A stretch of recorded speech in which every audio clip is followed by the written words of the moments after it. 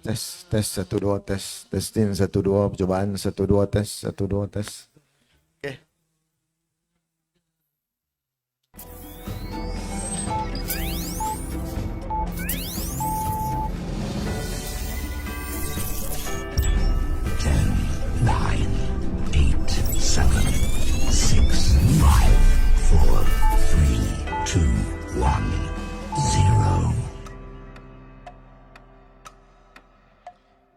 Baik tuan-tuan guru, ustaz-ustaz dan ustaz-ustazah yang dirahmati Allah sekalian. Jadi insya-Allah pada petang ni kita meneruskan slot berikutnya yang akan sama-sama kita kongsi bersama pada petang ini bersama dengan penceramah undangan iaitu Al-Fadhil Tuan Guru Haji Rusli bin Osman yang merupakan ahli jawatankuasa Fatwa Negeri Pulau Pinang untuk membincangkan bersama dengan semua peserta, semua tuan-tuan guru pada petang ini dalam slot khas pada petang ini dalam program Ijtima' dan Iftar Jama'i Guru Takmir Masjid dan Surau peringkat Negeri Pulau Pinang tahun 2021 yang dianjurkan oleh Jabatan Hal Ehwal Agama Islam Pulau Pinang pada hari ini. Jadi untuk itu dipersilakan kepada Fadhil Ustaz Rusli bin Osman untuk meneruskan slot khas pada petang ini. Dan sebagai makluman, program pada hari ini disiarkan secara langsung melalui Facebook Jabatan Hal Ehwal Agama Islam Pulau Pinang. Jadi tuan-tuan boleh share Facebook Jabatan Hal Ehwal Agama Islam Pulau Pinang dengan program yang sedang berlangsung pada hari ini. Jadi untuk itu dipersilakan kepada Fadhil Ustaz Haji Rusli bin Osman bagi meneruskan slot khas pada petang ini. Dipersilakan.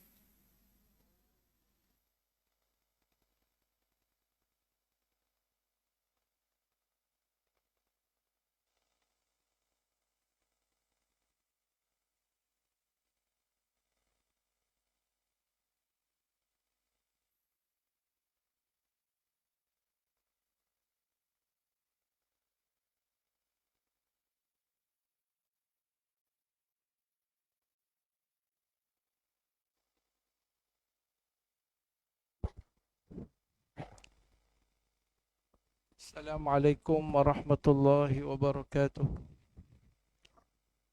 Bismillahirrahmanirrahim. Alhamdulillahi rabbil alamin hamdan yuwafi ni'amahu wa yukafi'u mazidah. Ya Rabbana lakal hamdu kama yanbaghi li jalali wajhika wa 'azimi sultanik. Allahumma salli wa sallim wa barik ala sayyidina Muhammad كما صليت وسلمت وباركت على سيدنا إبراهيم. اللهم صل وسلم وبارك على سيدنا محمد وعلى آله وأصحابه أجمعين كما صليت وسلمت وباركت على سيدنا إبراهيم وعلى آل سيدنا إبراهيم في العالمين إنك حميد مجيد. اللهم افتح علينا فتوح العارفين وارزقنا فهم النبيين وحفظ المرسلين وإلهام الملائكة المقربين. اللهم أرنا الحق حقا وارزقنا اتباعه وأرنا الباطل باطلا وارزقنا اجتنابه. اللهم إنا نعوذ بك من علم لا ينفع ومن قلب لا يخشع ومن عين لا تدمع ومن نفس لا تشبع ومن دعاء لا يستمع ولا يستجاب له. اللهم بارك لنا في رمضان وأعنا على الصيام والقيام وتلاوة القرآن وحفظ اللسان وغض البصر. اللهم اجعلنا من السعداء المقبولين ولا تجعلنا من الأشقياء المردودين. اللهم إنك عفو كريم تحب العفو فاعف عنا وعن والدينا وعن مشايخنا وأساتذتنا وعن جميع المسلمين والمسلمات والمؤمنين والمؤمنات لا سيما الصائمين والصائمات آمين يا رب العالمين. Ashabul Fadilah, tuan-tuan guru yang dirahmati Allah sekalian, pada petang ini saya diamanahkan untuk memberikan ataupun untuk mengendalikan suatu pengisian yang dinamakan norma baru pandemik COVID-19, perubahan pandangan hukum. Tuan-tuan dan puan-puan yang dirahmati Allah, wabak yang melanda ini, al-jaihah COVID-19 yang menimpa umat manusia pada hari ini sudah pun kita lalui lebih daripada setahun. Dan kita telah pun mengalami dan mengikuti pelbagai-bagai persoalan yang berkaitan, dan seingat saya seawal COVID ini mula merebak, kita tidak menganggapnya sebagai suatu yang akan melanda sebagaimana yang ia telah pun berlaku pada hari ini. Dan saya sendiri pun duk anggap dia ni macam benda ringan-ringan saja dan akan berlalu dalam tempoh yang terdekat. Namun setelah melebihi setahun, perkara ini yang kita lihat mungkin diambil ringan oleh sebahagian daripada manusia, telah pun membawa berbagai-bagai keadaan malapetaka yang membuatkan aktiviti yang dilakukan oleh masyarakat, oleh manusia itu sendiri dalam lingkungan yang agak terhad dan terhalang. Dan sebagaimana yang kita maklum, ianya adalah satu ketentuan dan takdir daripada Allah Azza wa Jalla, dan ianya mempunyai kesan yang amat hebat dan amat rapat dengan umat Islam, dengan amalan umat Islam, dengan amalan keberugamaan umat Islam, dan dengan perkara-perkara yang berkaitan dengan kehidupan mereka. Jadi sudah pasti agama Allah Azza wa Jalla yang syamil kamil ini, yang menepati kehidupan manusia secara terperinci, bihadafiriha, dengan secara menyeluruh dan dengan secara tafsil. Kesemuanya terkandung di dalam agama Allah Azza wa Jalla. Maka syariat Islam telah pun meletakkan garis-garis dasar yang umum ataupun yang khusus di dalam menentukan kehidupan manusia, masih lagi berada pada kacamata ataupun pada garis dasar besar syariat itu sendiri. Kerana syariat itu adalah untuk meletakkan kehidupan ini fi aini syariah, ja'alul hayah fi aini syariah, bagaimana yang disebut oleh sebahagian para ulama, kalau tak silap Al-Imam Al-Ghazali sendiri, supaya kehidupan manusia, kehidupan orang-orang mukallafin ini berada di atas garisan syariat, fi aini syariah, berada pada garisan syariat. Maka perkara-perkara yang baru seperti ini, bahkan perkara yang besar seperti ini yang berlaku, sudah pasti memerlukan kepada ijtihadat para ulama di dalam menyelesaikan beberapa persoalan yang timbul. Maka kita lihat beberapa perkara. Saya ingat masa mula-mula dulu, boleh kata tiap-tiap hari, walaupun tak pergi pejabat, tiap-tiap hari ada perbincangan yang dilakukan, sama ada di peringkat jabatan agama ataupun di peringkat jabatan mufti, yang kebetulannya saya ada terlibat sikit-sikit dengan jabatan kuasa fatwa. Setiap hari kami membincangkan dan saya terlibatlah ujung-ujung tengok para alim ulama kita memberi pandangan berkenaan dengan solat, berkenaan dengan sekatan untuk ke masjid sampai tinggal 3 orang, sampai tinggal 5 orang, kemudian bagaimana dengan solat Jumaat, bagaimana dengan perjalanan-perjalanan perkara yang lain, nikah kahwin dan sebagainya. Jadi menimbulkan berbagai-bagai tanggapan, berbagai-bagai respon, sama ada daripada kalangan alim ulama sendiri maupun daripada kalangan orang awam.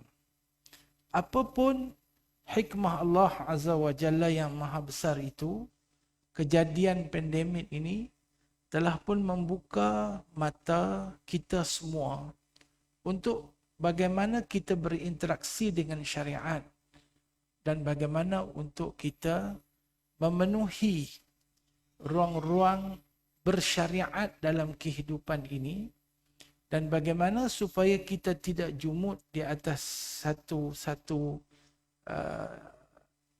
qaul ataupun satu pandangan yang telah dimuktamadkan, dan bagaimana apakah tawabit, apakah garis panduan yang perlu dikuasai, yang perlu sekurang-kurangnya kalau tidak dikuasai pun yang perlu dipahami oleh masyarakat dan terutamanya oleh para pendakwah, oleh para asatidzah di dalam menanggapi persoalan-persoalan yang berkaitan. Jadi mula-mula tu tuan-tuan pun boleh tengok kata macam-macam lah, sampai timbul agenda Yahudi, timbul apa lagi, Dajjal dan sebagainya. Ini tuan-tuan boleh rujuk pada Imam Abu Mansur Al-Maturidi, kerana dia masa tu dia duk pegang hal ahwal masjid dan surau negeri Pulau Pinang. Baik. Jadi tuan-tuan, dalam menanggapi isu-isu baru ni yang tak ada masa zaman Rasulullah sallallahu alaihi wasallam, yang tak ada pada zaman as-salafus salih min hadhihi al-ummah, bahkan yang tak ada di zaman mutaqaddimin walal mutaakhirin min mujtahidi al-madhahib al-arba'ah.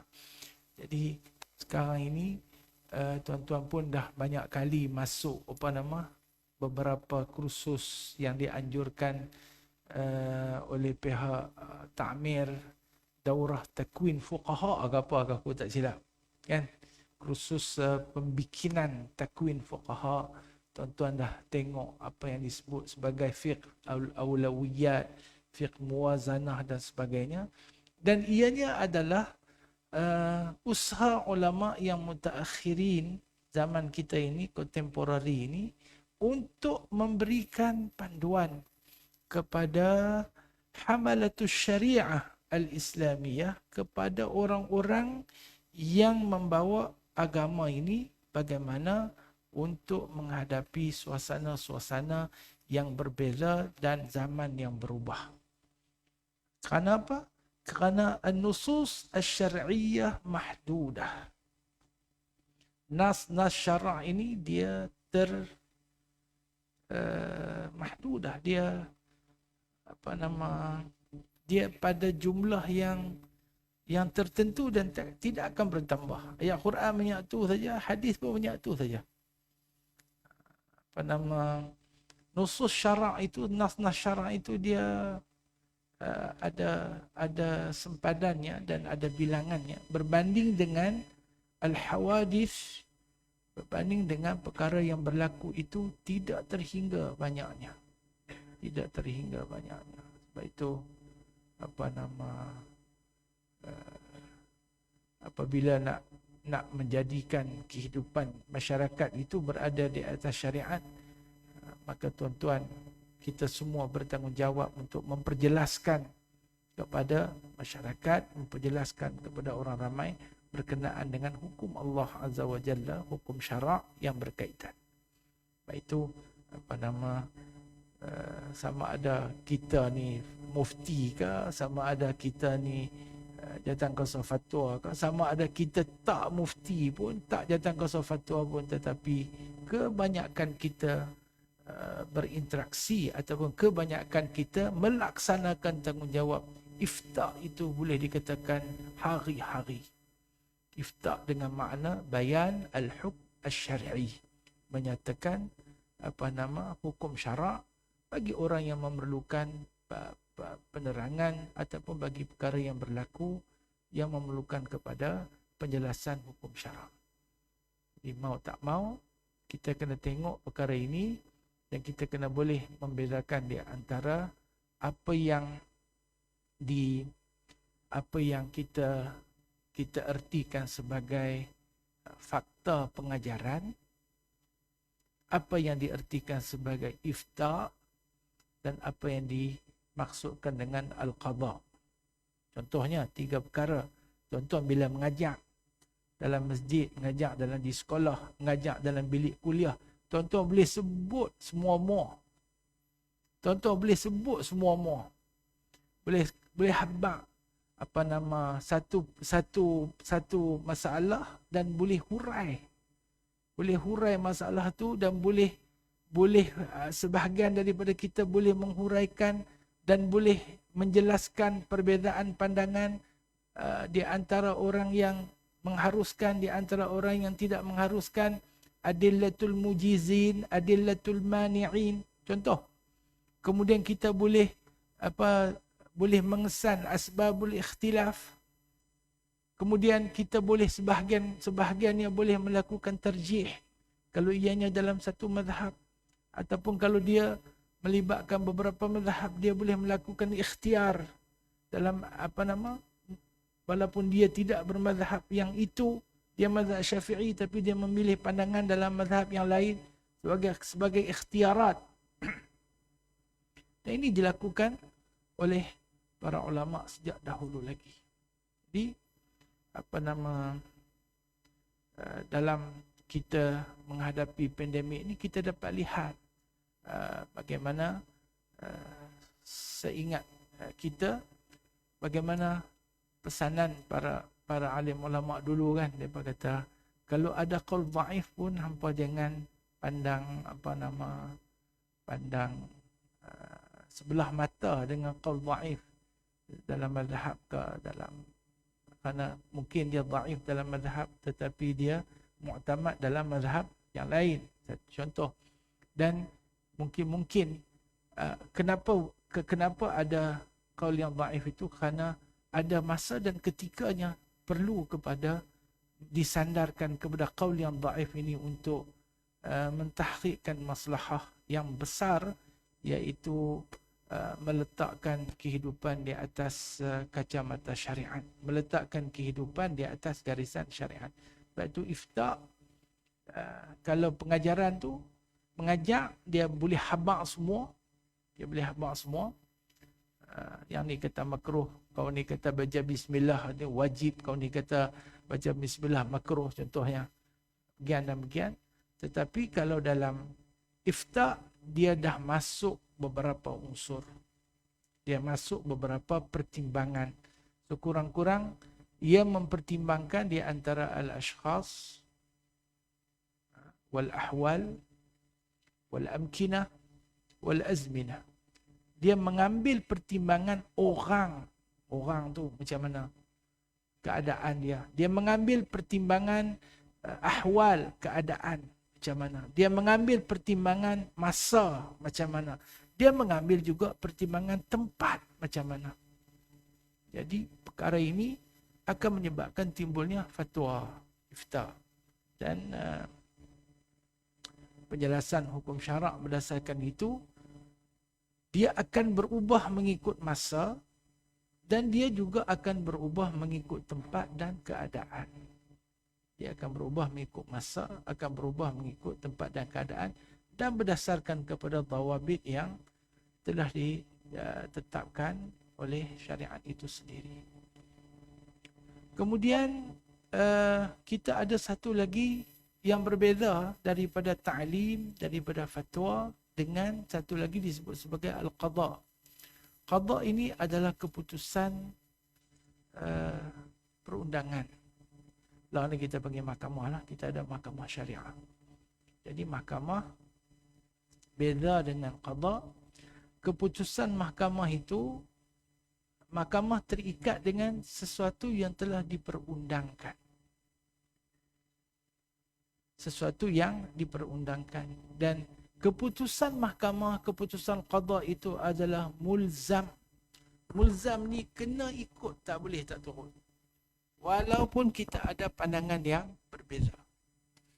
Saya nak bagi contoh yang mudah saya. Contoh bila mengajak masalah talak 3 dengan satu lafaz. Kan? Talak 3 dengan satu lafaz. Tuan-tuan boleh cerita macam-macam. Tidak? Boleh cerita kau ni kita zaman Abu Bakar, macam mana zaman Umar, macam mana ikhtilaf mazhab, macam mana begitu, macam mana begini, macam mana qaul mu'tamad dalam mazhab Syafi'i, macam mana perang. Satu. Okey. Kemudian bila benda tu berlaku dan diiftakkan, untuk iftak di dalam negeri kita ini, untuk difatwakan, yang pertama mufti hendaklah memberi pandangan fatwa ini dinaskan ataupun ini ditentukan dalam peraturan dan enactment kita dengan pandangan yang mu'tamad dalam mazhab Syafi'i. Ingat semua negeri dalam Malaysia, wilayat fi Malaysia kulluha hakadha, 'ala al-mufti ay yafti bima yu'tamadu fi al-mazhab Syafi'i. Dalam mazhab Syafi'i. Kecuali satu negeri kot. Kemudian kalau masalah itu difatwakan dengan mazhab Syafi'i dan dia tidak boleh menyelesaikan masalah kerana bertentangan dengan maslahah yang lebih besar, maslahah yang mu'tabar, bukan maslahah kita, maslahah yang mu'tabar pada syarak, maka hendaklah diambil pandangan daripada mana-mana mazhab Islam yang mu'tabar.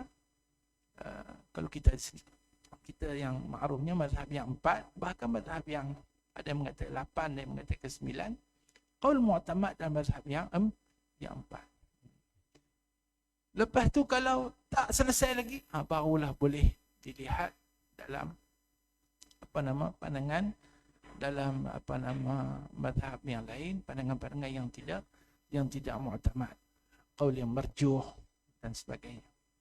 Qaul yang tidak mu'tamad. Jadi yang tu kerja iftak. Kemudian bila dia pergi kepada qadha dan diputuskan di mahkamah, mau tak mau kena ikut. Walaupun dia lebih iqna', dia lebih lebih menerima dengan pandangan yang mengatakan talak 3 dengan satu lafaz itu hanya jatuh satu, tapi oleh kerana qadha dan mengatakan jatuh. Hukmul hakim yarfa'u al-khilaf. Sahih. Itu beza antara 3 perkara. Jadi tuan-tuan hak duk mengajak ni, bila kita tengok dalam dalam YouTube, ada di antara kita yang berperanan sebagai muallim, wa'id, pemberi peringatan, wa'id, muallim, menyampaikan ilmu, mudarris, menyampaikan pelajaran. Alhamdulillah. Ada yang berperanan sebagai mufti. Dia pula duk tentu macam ni. Dia jadi mufti. Okey. Dan yang kita sonok lagi, ramai juga di kalangan kita yang berperanan sebagai qadhi. Sebagai qadhi. Kita bisa dengar orang kata, tak mau sebutlah lagi. Tuan-tuan boleh, tuan-tuan duduk dengar orang mengajar kan. Tak tahu orang kata tu ada sini. Saya tak mau bagi contoh lah. Saya bagi contoh yang mudah-mudah saja. Contoh yang pernah berlaku, contoh al-halaf bil-talaq, sumpah dengan talak.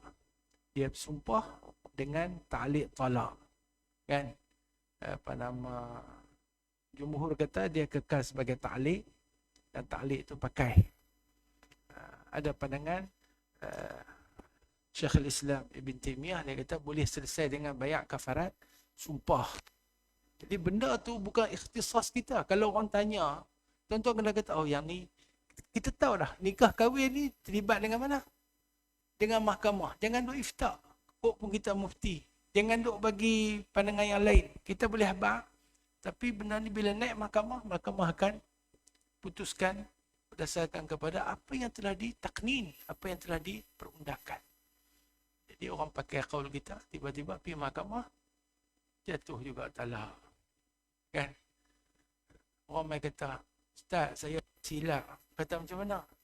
Saya marah sangat bini saya. Saya kata, hang kalau keluar rumah, jatuh talak 3. Kalau keluar rumah, jatuh talak 3.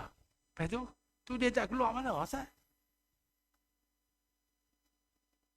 Macam mana nak mengekalkan rumah tangga dia tu? Tak keluar mana bini dia? Kita pun tengok ada pandangan. Tak maaflah pandangan siapa yang muktabar juga dalam Islam ni. Dia kata, tak apalah pandangan Syekhul Islam Ibn Taymiyah juga. Dia kata kalau ta'liq dengan niat untuk, aku tak silap ingat lah, ta'liq dengan niat untuk tahdid, bukan dengan niat talak. Dia balik pada niat. Ta'liq tu dengan niat tahdid, tak jatuh. Kita pun pandai-pandai apa kali tak jatuh. Hang niat tahdid, hang niat apa? Hang niat nak apa? Nak apa? Nak cerai ke? Hang niat nak gempak ya? Tak, wallahi saya nak gempak ya. Saya nak gempak ya. Dah tak jatuh. Bini hang lagi tak apa. Dia ni pula pergi tanya pula apa nama. Pergi tanya lah kawan-kawan kita lah. Pergi tanya Ustaz Abu lagi lah. Imam Abu kita. Imam Abu Mansur nak buka lagi kitab lah. Jatuh. Lepas tu tak puas hati. Bawa pergi mahkamah. Apa nama. Dia kata apa? Istilah dia. Pengesahan lafaz ta'liq. Kemudian mahkamah putuskan jatuh. Jatuh tak? Jatuh. Kerana itu terbabit dengan qada. Dengan qada. Lepas tu di Mesir, apa nama, Darul Ifta Al-Masriyah, dia terletak di bawah Wizaratul Adli. Darul Ifta tu dia terletak di bawah Kementerian Undang-Undang. Wizaratul Adli ni Kementerian Undang-Undang. Jadi apabila orang tu ada masalah, dia pergi ifta dulu, dan ada peruntukan mereka kot dalam undang-undang tu, ifta, dan apa nama, mufti yang bertugas, mufti yang bertugas tu akan bagi ifta dia dan disahkan oleh apa nama kementerian, oleh apa nama Wizaratul Adli, selesai pakai jadi qada. Malaysia tak lagi lah. RUU 355 pun tak dengar cerita. Ada dengar cerita sikit-sikit kan. Jadi kita harap apa nama, kita boleh sampai bahkan lebih daripada itu lagi. Baik, tuan-tuan,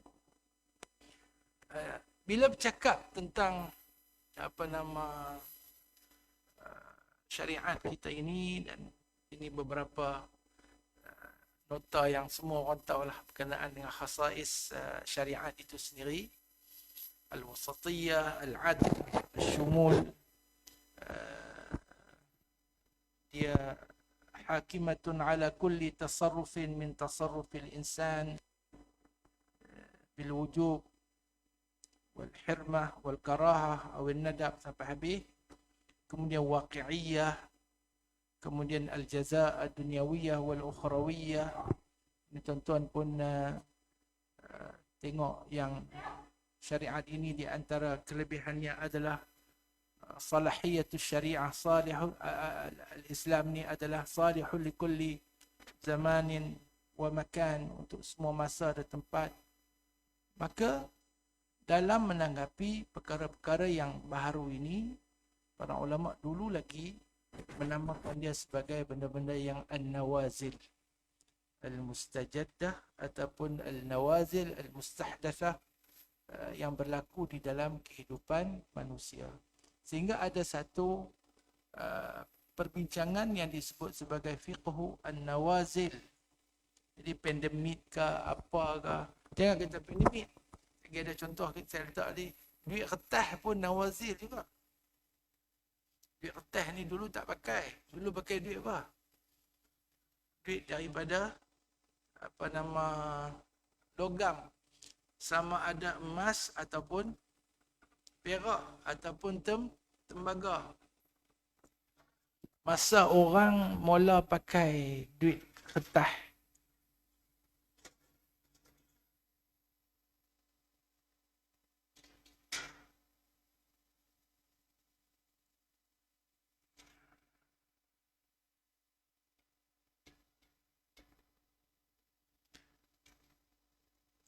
masa orang mula pakai duit kertas ni dikira sebagai apa?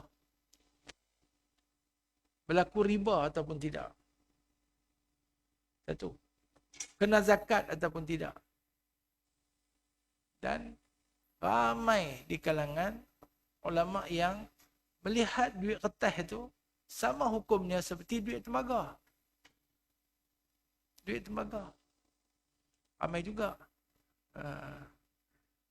Tokoh besar Pulau Batas pun masa tu dalam beberapa pandangan beliau. Dan tuan-tuan boleh tengok kalau rajin-rajin tengok satu kitab yang semua kita bisa baca kot, kitab Sulamus Subyan, Tuan Guru Haji Cik Kedah, dan Facebook benda tu. Kalau orang pakai pandangan tu boleh tahan juga. Itu nawazil. Itu adalah nawazil. Dan akhirnya establish Syekh Hasni Makhluf ada tulis berkenaan dengan duit kertas itu dinilai pada apa? Pada saman dia tu, pada samaniyah dia, pada keberhargaan dia tu duduk tang mana. Kalau satu masa dulu dengan emas yang dicagar, sekarang ni duit fiat ni apa dia saya tak faham sangat, tapi akhirnya kita terima berlaku riba dalam bab duit tu. Lepas tu berlaku juga apa nama kena zakat dan sebagainya. Baik. Maka timbul di sini istilah fiqhun nawazil. Nawazil ini adalah jam'u nazilah wa hiya lughatan tadullu ala hubuti syai' ay wuqu'uhu. Dan pada istilahnya nawazil ini di kalangan para ulama ada berlaku sedikit perbezaan pandangan. Di kalangan apa nama ahli ilm al-qudama tutlaqu wa yuradu biha ash-shadidah min shada'id ad-dahri tanzilu bin nas wa min dhalika mashru'iyyatul qunut fi nawazil.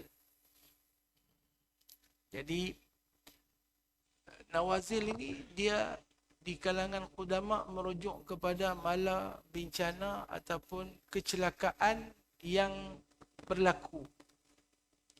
Jadi ketika itu kerana dianggap manusia ni hidup begitu, kemudian dalam keadaan biasa ada sesuatu yang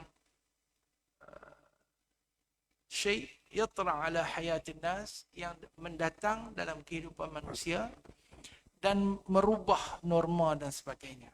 Maka ada firqun nawazil. Sebab itu ketika berlaku nazilah ataupun turunnya nawazil ini disyariatkan untuk dibacakan qunut nazilah. Setahun lah tuan-tuan nak baca qunut nazilah. Ada banyak masjid tak baca lah. Kan? Ada banyak masjid tak baca lah. Ustaz Abu Mansur tuan tengok lah. Ada banyak masjid tak baca lah. Walhal an-nawazil nazilah ini belum lagi reda pun insya-Allah. Kemudian di kalangan ulama yang kontemporari ini, yang moden ini,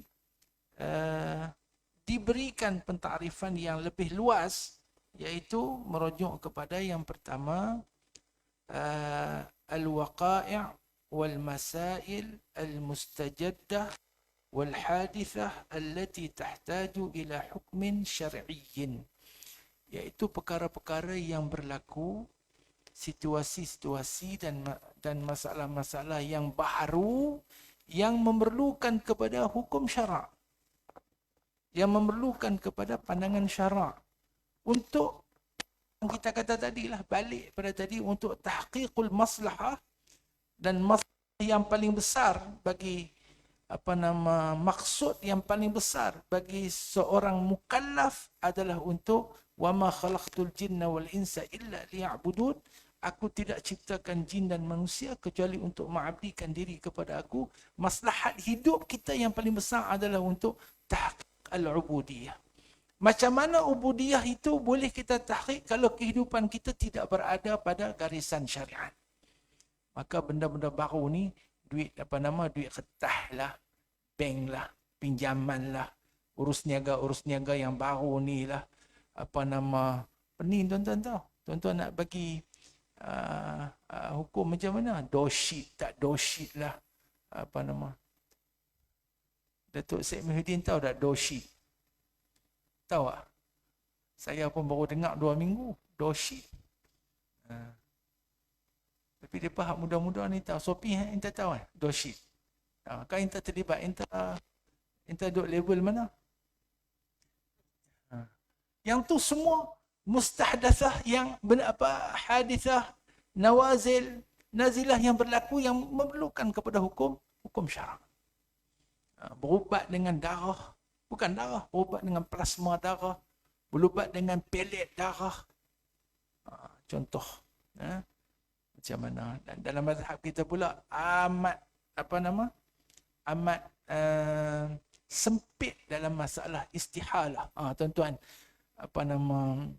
istilah-istilah baru, istinsakh, istihalah. Proses istihalah tu berlaku, diterima ataupun tak diterima. Ni semua perlu kepada penelitian kita. Mazhab Syafi'i di antara mazhab yang agak ketat dalam bab istihalah. Kita dalam bab cukah kot. Arak jadi cukah.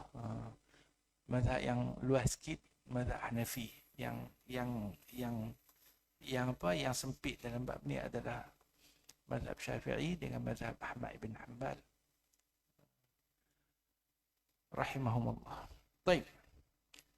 Kemudian maka boleh kita katakan ta'rif fiqh nawazil bina'an ala ma sabaq ma'rifatul hawadith allati tahtaju ila hukmin syar'iyyin, iaitu ma'rifah. Dia bukan teka-teka, dia mesti ma'rifah. Artinya dia menanggapi, menguasai, memahami, reti betul-betul al-hawadith, perkara-perkara baru yang berlaku, allati tahtaju ila hukmin syar'iyyin. Dia kena tahu betul-betul. Jangan tat'im, orang panggil apa ni?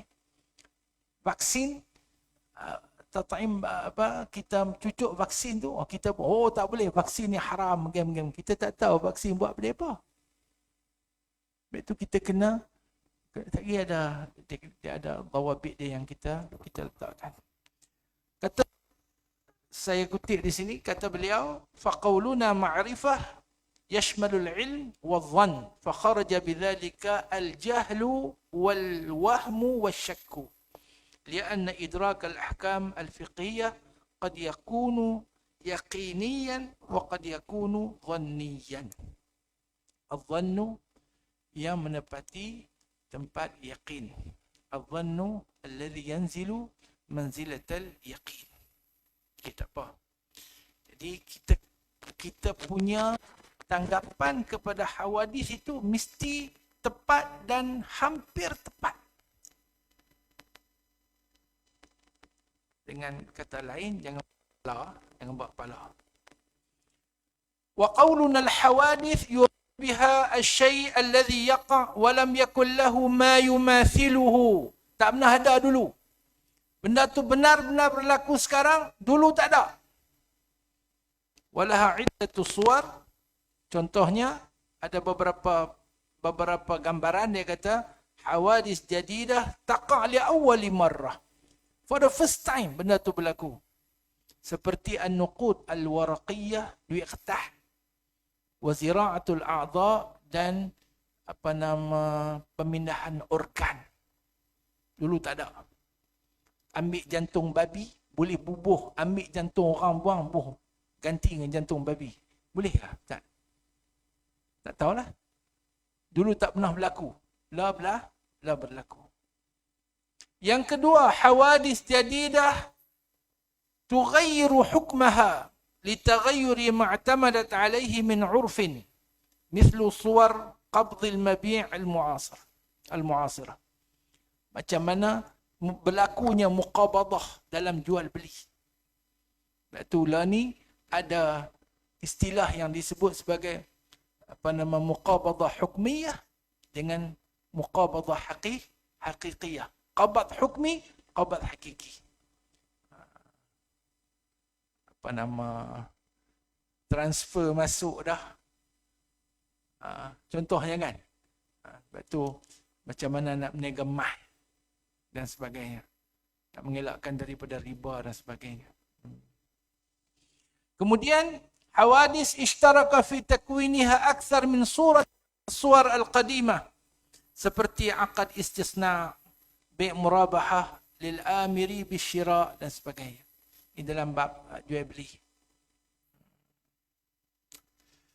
Kemudian kata dia lagi, wa qawluna tahtaju ila hukmin syar'iyyin yakhruju bihadha al-qaid al-hawadith allati la tahtaj ila hukmin syar'i mithlu az-zilzal wal kawarith wal barakin. Yang memerlukan kepada pandangan syarak, yang memerlukan kepada hukum ketetapan yang diletakkan oleh syarak bagi benda itu, kita tak boleh, kita tak perlu. Kalau benda tu berlaku pun, tsunami, apa hukum tsunami harus, tak payahlah. Kerana itu tidak termasuk dalam perkara yang memerlukan kepada penjelasan hukum syarak. Baik. Fiqhun nawazil ini mendapat tempat di kalangan para ulama dan diberi berbagai-bagai jenama, branding. Diberi berbagai-bagai jenama dan branding. Antaranya fiqhun nawazil, antaranya fiqhul waqi', antaranya fiqhul maqasid, antaranya fiqhul awlawiyat, antaranya fiqhul muwazanat. Tuan-tuan nak mengaji atau ni? Antaranya fiqhul aqalliyat, antaranya fiqhul al-aghlabiyat, macam-macam. Dan ini terutama di kalangan para pemikir moden yang kontemporari ini yang melihat peredaran syarak itu fil waqi'il malmus, dalam realiti yang sedang berlegar dalam masyarakat. Jadi kita kena daripada kita, jangan kata kita terpenjara, kita terikat dengan nusus yang memang menjadi pegangan kita, nas-nas para alim ulama kita dalam kutub-kutub turas. Macam mana kita nak jelmakan dia dalam kehidupan yang ada pada hari ini, dan bagaimana khizanah ilmu yang begitu besar ini dapat menyelesaikan masalah umat pada hari ini. Masalah manusia. Jadi dalam pertimbangan fiqhun nawazil ini, kita baca dalam fiqh lain, mungkin dia mempunyai pandangan yang berbeza. Dalam pertimbangan fiqhun nawazil, jadi ada beberapa garis panduan, asas-asas pertimbangan yang perlu diambil kira sebelum kita memberikan ulasan dan pandangan, sebelum kita nak kata apa-apa. Jadi mau sabak banyak, dan kalau dalam sari dua ni, oleh kerana ada badan-badan berautoriti yang dipertanggungjawabkan untuk buat kajian dan sebagainya, kita tunggu Ustaz. Kita dengar hak mereka dulu. Ni kena zakat ni pasal dia mal mustafad pula dah. Duk mengaji kitab fiqh dulu, tak pernah dengar pun amwaluz zakah ni di antaranya mal mustafad. Duk dengar ada amwal zahirah, amwal batinah dia. Ni mal mustafad pula. Main mana? duk dengar zakat zakat binatang, zakat zurung, zakat tijarah, itu gutu ya. Zakat fitrah ni mana mai pula. Jadi kita kena sabar sah. Jadi ada beberapa asas pertimbangan. Yang pertamanya, bila kita berhadapan dengan satu kes, dengan sesuatu qadiyah, kita mesti mampu untuk menentukan qadiyah ni duk tang mana. Kita boleh membezakan antara al-mansus dengan al-ijtihadi. Benda yang dah ada nas dalam Quran, sunnah, benda tu nampak nampak biasa saja, tapi benda ni sebenarnya dah mansus kerana dia arah. Contohlah, kan? Satu kisah yang masyhur, orang tanya, tak faham qadiyah, orang tanya satu syekh, ceritalah betul tak tahulah. Yang cerita pun Tok Guru jugalah, tapi meninggal lah. Orang tanya satu syekh di Mesir berkenaan dengan hukmu al-birah. Hukmu syurbi al-birah. Hukum minum bir. Dia tak tahu bir tu apa. Dia tanya orang. Dia kata, izai birah. Macam mana birah ni? Macam mana hak kata bir ni? Dia kata, orang tu jawab, orang tu pun tak tahu juga. Dia kata, wallahi ya syekh, ya maulana, al-bira zai Coca-Cola. Bir ni macam Coca-Cola. Dia pun buatlah hukum. Madamatil biratu zai Coca-Cola, fahuwa halal. Jadi kena faham qadiyah betul-betul. Kerana bila faham qadiyah tu, baru kita boleh tengok dia ni duk tam mana. Tam mansus ke ataupun tam ijtihadi. La nassa, la ijtihada ma'an nas, ma'wujudin nas. Kemudian dia pada sawabit ke pada mutaghayyirat. Kemudian dia ni pada yang qat'iyat ke pada dhanniyat, pada subut dia dan pada dalalahnya. Kemudian kedudukan dia ni daruriyat ke, dia hajiyat ke, dia tahsiniyat. Firman Allah Ta'ala, wa makana li mu'minin wala mu'minatin idza qada Allah wa rasuluhu amran ay yakuna lahumul khiyaratu min amrihim wa man ya'si Allah wa rasulahu faqad dhalla dhalalan mubina. Yang kedua, yang pertama, penentuan qadiyah. Dia ni duduk tang mana? Dia ni duduk tang mana dalam syariat? Dia ni ada nas ke? Dia benda ijtihadi. Dia mutaghayyir ke? Dia daripada al-thawabit ke? Daripada mutaghayyirat. Dia daripada yang qat'iyat ke? Daripada dhanniyat. Itu kedudukan tu. Kemudian, nak faham masalah tu, kena menguasai qadiyah itu secara menyeluruh, berdasarkan kepada sumber maklumat, kesahan maklumat, pemahaman yang betul, maklumat yang terkini dan senantiasa dikemaskini. Orang habaq dia dulu-dulu ni, orang habaq ke dia dulu-dulu ni, orang duk picit, orang kena kencing manis tembak perut tu, insulin tu. Ni buat daripada apa? Daripada enzim khinzir dulu. Kan? Maklumat tu dah berapa tahun dah. Yang terkini dah tak guna enzim babi dah. Yang terkini guna apa? Guna apa? Betul. Saya nak sebut, tentu lupa. Secara apa? Yang dibuat secara sintetik. Doktor kata. Boleh pakai dah Ustaz, dia kata. Yang ni guna sintetik. Ustaz banyak kena kencing manis, kena tahu. Pasal dapat ayak nak minum ayak. Mereka ni tak patut betul. Okey. Kena cepat sikit. Yang ketiga, lepas kita cuba letak kedudukan dia, qadiyah ni dalam syarak, kemudian kita memahami dia, kita kena buat tasawur fiqhi. Ataupun lah ni, orang moden panggil at-takyif al-fiqhi. Dia kena ada satu takyif al-fiqhi, iaitu husul surah al-syai' fil aqli wa idrak al-mahiyah min ghairi an yahkum alaihi binafyin aw isbat. Jangan nafi, jangan isbat lagi. Kita dapat mahiyah dia, kita dapat tasawur dulu. Idrakul qadiyah wa fahmuha fahman syamilan wa ma'rifatul asl alladhi tantami ilaihi li isbati al-hukmi al-syar'i. Yang ni duduk tang mana? Muamalat ke? Jinayat ke? Dia duduk tang mana? Dia duduk tang apa nama babus syahadat ke? Apa ke?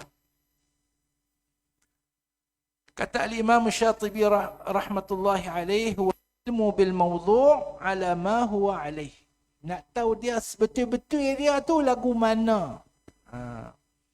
Wa yutlaq ba'd al-ulama ala tasawwur al-fiqh ismu al-takyif al-fiqhi wa yaqsiduna bihi at-tasawwur al-kamil lin-nazilah wa tahrir al-asl alladhi tantami ilayhi.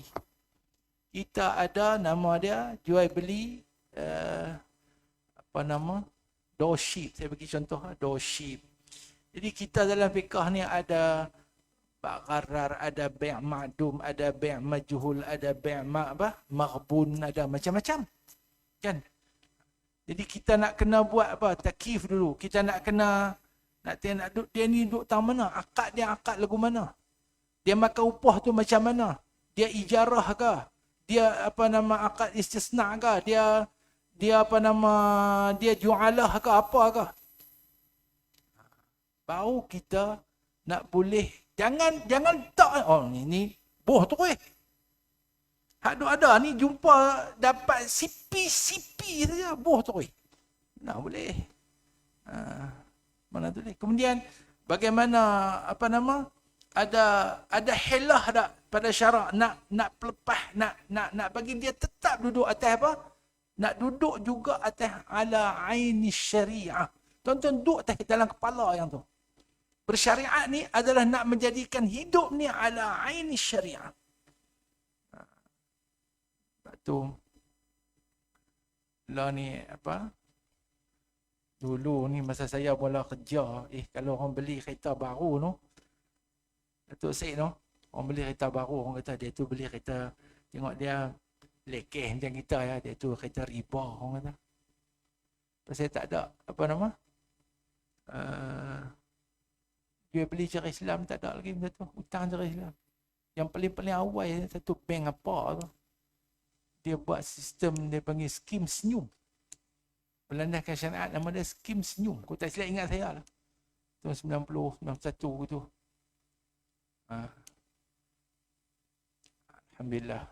Itu contoh fiqh nawazil yang ada. Lah ni apa nama nak buat personal loan cara syariat pun dah ada. Apa nama secara bi' tawarruk ke bi'ul ainah dan sebagainya. Baik, kemudian dianya menerusi dua tahap. Yang pertama memahami qadiyah secara menyeluruh daripada segenap segi dan memastikan kedudukannya dalam hukum syarak. Jadi kita mengaji fiqh klasik ni, kita boleh bayang macam mana. Kita buyuknya kalau banyak ni jual beli ni macam mana. Muqabadah ni macam mana. Buh duit masuk, tekan keluar apa? Keluar apa nama? Keluar ayat tin. Oh, dia kata ni boleh tak? Bi' mu'atah lah kot. Apa nama? Berunjuk-unjukkan. Benda tafih diharuskan. Benda sekupang dua ni boleh lah. Dia. Lah ni bubuh duit keluar mas ketui. Ada dah mesin jual mas. Negara kita yang mungkin tak ada lagi. Pergi Dubai. Masuk duit, masuk tekan mas. Nak beli berapa gram. Prop dia keluar. Mas ketui. Macam mana berlaku jual beli tu?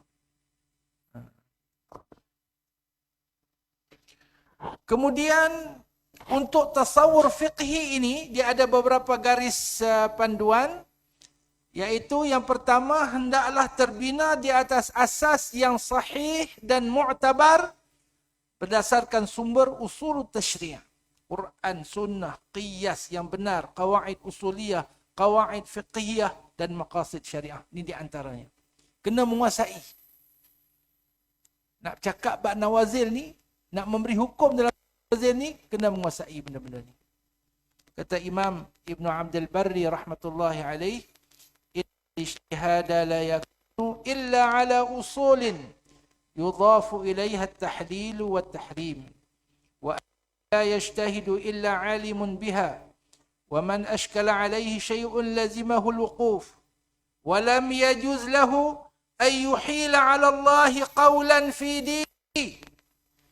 Siapa yang keliru, siapa yang ada masalah, yang dia kabur, lazimahul wuquh, duk diam. Walam lahu yuhila 'ala Allah qawlan fi dinihi la nadhira lahu min aslin wala huwa fi ma'na aslin. Wa hadha la khilafa fihi baina a'immatil amsar qadiman wa hadithan fatadabbarhu. Perhati benda ni elok-elok.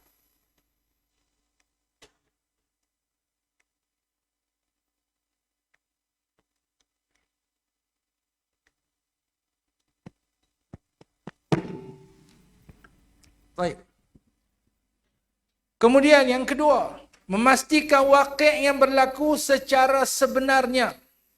Hendaklah merujuk kepada ahlinya dalam waqi' yang berlaku. Dalam nawazil yang berlaku, benda baru yang berlaku, jangan kita buat telahan, jangan kita buat andaian sendiri, jangan kita menghukum dengan maklumat yang tak cukup.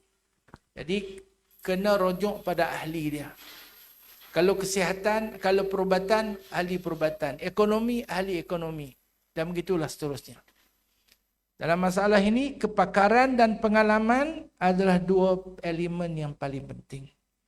Qala al-Qadhi Abu Bakar al-Baqilani rahimahullah ala ba'd hadhihi al-thagharat fi an-nadhari fi al-waqa'i' wallati marji'uha ya'udu ila naqsin fi at-tasawwur wan-nadhar. Dia menyebabkan berlaku kepincangan. Kenapa? Kerana tak betul pada tasawur dan penelitian itu. I'lamu anna al-khata'a yadkhulu 'ala an-nadhir min wajhain. Ahadihima ay yanzura fi shubhatin laysat bidalilin fala yasilu ila al-'ilm.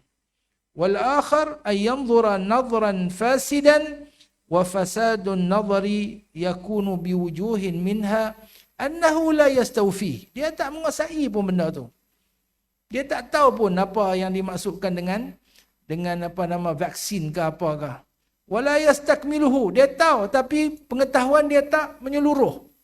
Wa in kana nadharan fi dalil wa minha ay ya'dila 'an at-tartib as-sahih fi nadharihi fayuqaddimu ma haqquhu ay yu'akhkhirahu wa yu'akhiru ma haqquhu ay yuqaddimahu.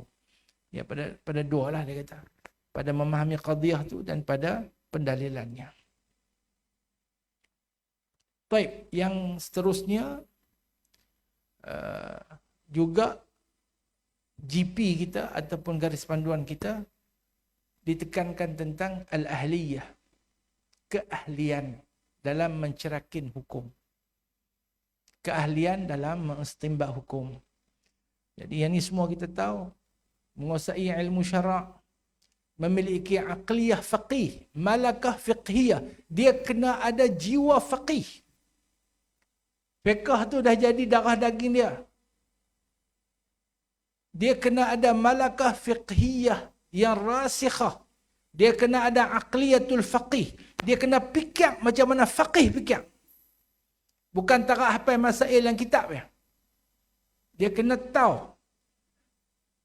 Iaitu yang kita sebut sebagai al-qudratu 'ala al-qiyas wal-ilhaq wal-rabti bain al-far'i wa aslih wan-nadhir binadhirih. Itu tuan-tuan mengaji kita al-ashbah wan-nadhair. Dengan qawaid fiqhiyah itu kita kita ditadrib, kita ditamarrun, kita dilatih untuk membina syakhsiyatul faqih. Bukan kita jadi memiliki aqliyatul faqih ni dengan seminar 2-3 hari, tapi dia kena dengan kemampuan ilmu yang ada, dengan tamarrun, dengan tadarrub, kemudian dengan menilai, membincang, bermudzakarah dan sebagainya. وهي مرتبة لا تتسنى لكل عالم ولا يبلغها كل طالب فالحفظ للمسائل لا يعني القدرة على الاجتهاد والنظر. Tak hafal masalah sahaja. Hafal masalah pun kita sakit kepala dah. Mengetahui masalah ni pada bab sekian begini, pada bab sekian, isyah ulama sekian, sahaja tak lagi menunjukkan kita itu ada aqliyatul faqih ataupun kita itu ada al-malakah al-fiqhiyah. Jadi dalam nak ke situ walaupun bukan kita nak jadi mujtahid, tapi nak menanggapi dan memberi pandangan dalam bab nawazil, sekurang-kurangnya kita mesti tahu apa yang dimaksudkan dengan al-qiyas. Qiyas jali ke, qiyasul aula ke, qiyas tu macam mana yang kata qiyas? Quran, hadis, ijma', qiyas. Kemudian kalau dalam mazhab ada perkara yang disebut sebagai al-masail al-mukharrajah, takhrij. Ini kalau dalam soalan tauliah selalu kita tanya apa dia takhrij. Orang duk abang takhrij hadis tu. Ini bukan takhrij hadis, ini takhrij fiqhi.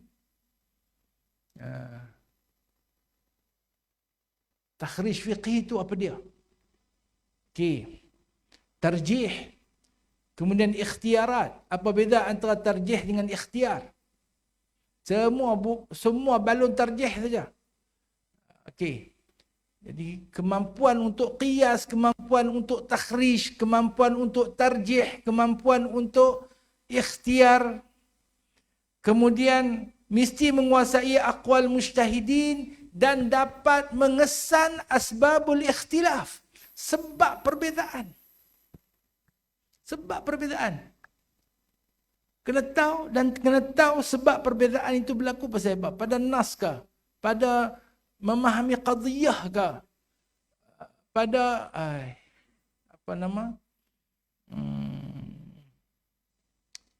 memahami aqwal a'immah ke. Saya nak bagi contoh.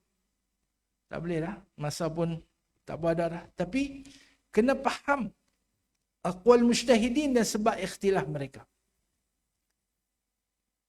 Sebab terima atau tak terima hadis, hadis yang sama dipaham berbeza. Man sama Ramadhana thumma atba'ahu sittan min Syawal. Thumma atba'ahu sittan min Syawal. Min tu apa? Min li tab'id ke? Ataupun min lil ibtida'. Ada mujtahidin yang mengatakan min tu min lil ibtida'. Lagi sikit. Pasal kita ada live, orang lain dengar tak apa syok lah. Kan? Jadi mesti puasa 6 dalam bulan apa? Bulan Syawal. Pasal min tu li tab'id, sittan min Syawal. Daripada sebahagian daripada Syawal. Ada pandangan yang mengatakan sittan min Syawal, lil ibtida' sittata ayyam bad'an min syahri Syawal. Fi ayyi syahri mungkin? Bad'an min syahri Syawal. Jadi contoh kecil, tahu aqwal mujtahidin dan sebab ikhtilaf mereka. Yang ketiga, turuq, wujuh para ashab dan mujtahid mazhab. Terutama dalam mazhab kita ada turuq, ada wujuh, ada ashabul wujuh. Kemudian tarjihat, mujtahid fatwa. Tarjihat yang ditarjihkan oleh mujtahid fatwa. Sekurang-kurangnya kalau mazhab kita yang ditarjihkan oleh Imam Nawawi dengan Imam Rafi'i, di takdim yang mana dan dalam kes yang mana diambil Rafi'i, tidak Nawawi. Okay. Kemudian taklid berdasarkan syarat-syaratnya, memahami syarat-syarat taklid dan bagaimana taklid itu boleh berlaku. Tarakub al-qadiyah al-wahidah, tarakub al-haqiqah al-wahidah. Okay. Kemudian talfiq dan permasalahannya.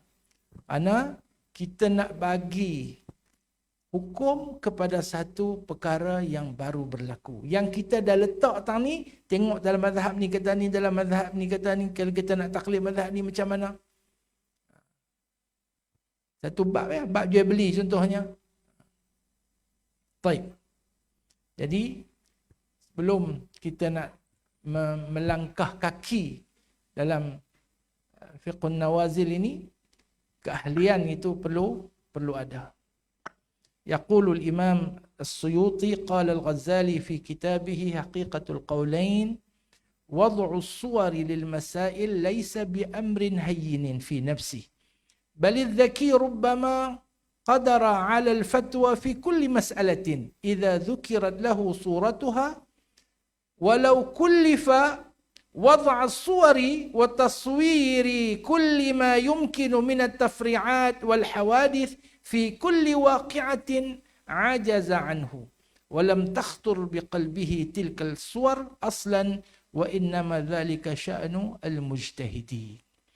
Jadi kadang-kadang orang cerdik hafal masalah, jadi mutafaqih, dia jadi faqih, dia boleh bagi fatwa. Contoh, kerana dia mengetahui pandangan yang mu'tamad, dia mengetahui benda yang yang ditarjihkan, kemudian dia boleh takhrij dan sebagainya. Tapi kalau dia sendiri nak taswir benda tu, nak tafri' benda tu berdasarkan kepada masalah dan nak diletakkan kepada usul syariah, mungkin dia tak mampu untuk melakukannya. Baik.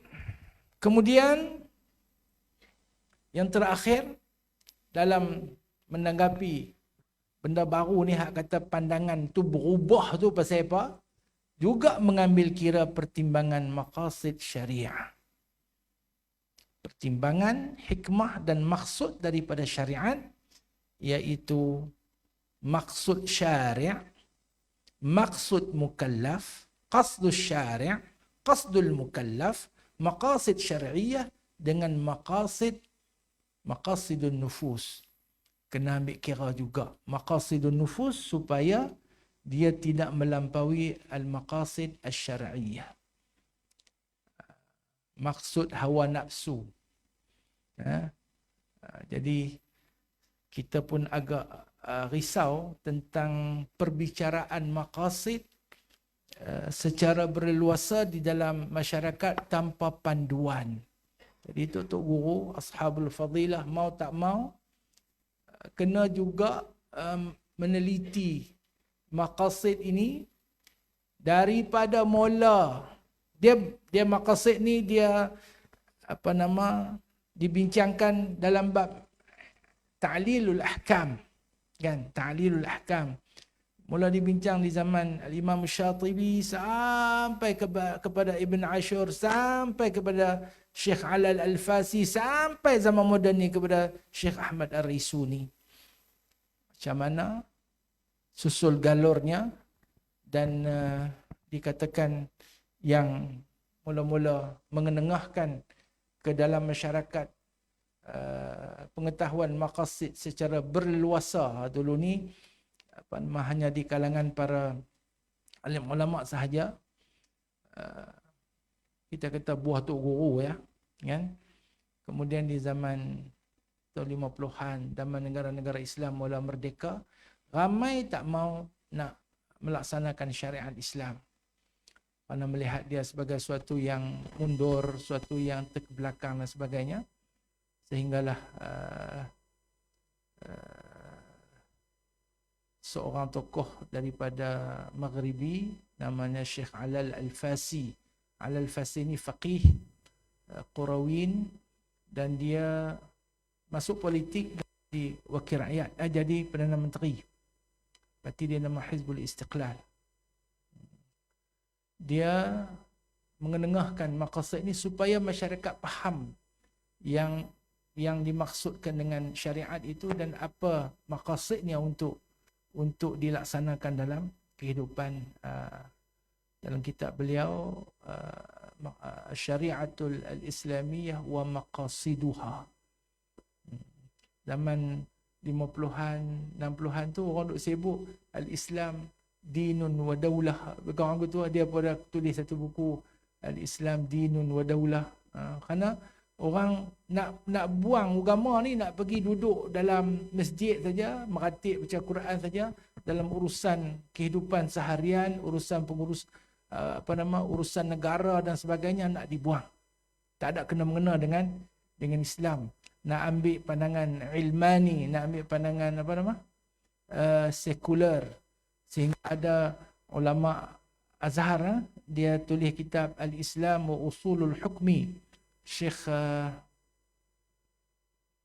Ali Abdul Raziq, dan tulisan beliau dijawab oleh seorang tokoh besar di Morocco, Syekh Abdul Hayy Al-Kittani ataupun Syekh Abdul Hayy Al-Kattani. Dia tulis 2 juzuk kitab At-Taratib Al-Idariyah fil Hukumatin Nabawiyah, cerita tentang pengurusan kerajaan di zaman Nabi SAW. Tapi orang tua-tua tulis ni, dia kalau tuan-tuan baca pun boleh baca lah, pasal dia tulis dalam cara penulisan kitab tua, dalam cara penulisan kitab tua zaman tu. Tapi nak abang kata, maksud syarak ni mesti diraikan dalam memberi pandangan bab-bab hukum hakam yang kita sebut tadi, fin nawazil. Cuma perbincangan maqasid ni kena berhati-hati, kerana sekarang ni ada trend menggunakan maqasid secara tanpa dawabit, sehingga digunakan maqasid syarak untuk menolak syarak. Faham tak? Digunakan maqasid syarak ini untuk menolak pelaksanaan syarak. Ni tak betul. Sebenarnya maqasid ni adalah ruh untuk pelaksanaan syariat. Dia dalam bab tahlil al-ahkam. Sebab itu Al-Imam Asy-Syatibi dalam kitabnya yang menceritakan bab maqasid, dia kata, kitab Muwafaqat, dia kata, la yusmahu lin-nadhiri fi hadzal kitab ay yanzura fihi nadra mufidin aw mustafidin hatta yakuna rayyana min ilmi asy-syari'ah usuliha wa furu'iha ma'quliha wa manquliha. Jadi dia naknya dia tak bagi orang lebih-lebih korang lagu-lagu kita ni yang Arab dah khala pun tak lepas nak bercakap bab maqasid.